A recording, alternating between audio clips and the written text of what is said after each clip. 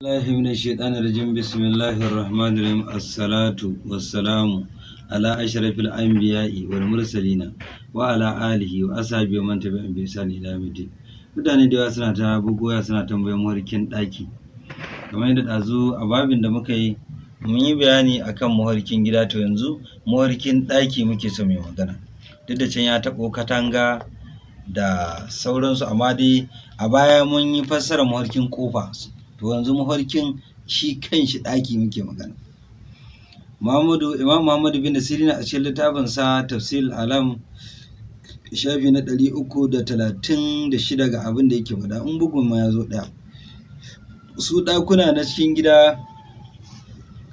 matan cikin gidan ne, saboda yawanci shi mai gida ko da yaushe dai inda ya je dawo dai nan zai zo yawa. Saboda haka kamar yadda laraba suke karin magana suna cewa fulanun da kala fulanun bai taho, watan wane ya shiga gidansa in ya yi aure kenan. Iza ta zawaja fa yukuna an habihi da kawai hafihi,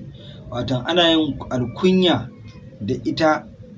wannan matar da matsayin shi ɗaki ɗin, saboda ita cewa a cikin ɗakin take, kawai sai a yi alkunyar shi ainihin matar da kuma ɗakin, sai ya zama babin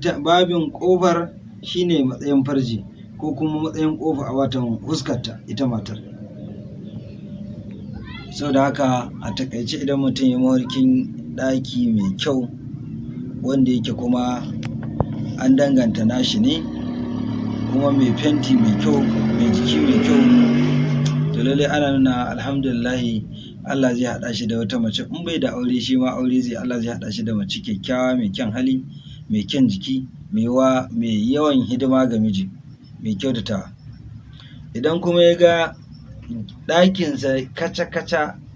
babu wani watan kamar fenti mai kyau, babu wani dai tsari, to mewa zai dawo a bisa lamirin, zai dawo a bisa matarsa ne. Idan ya ga gidan a wargatse ga nan ga datti da sauransu,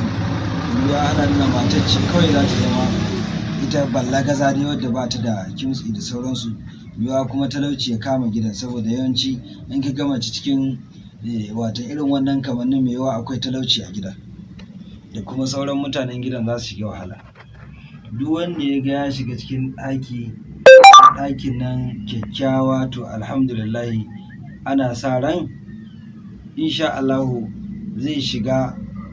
harkokin neman aure, in bai da aure, in kuma mai aure ne insha Allahu ko dai ɗaukaka ta same shi a kusa ko kuma ta same su har shi da matarsa. Idan mutum ya ga ya shiga gidan maƙocinsa, ya ga ya shiga ɗakin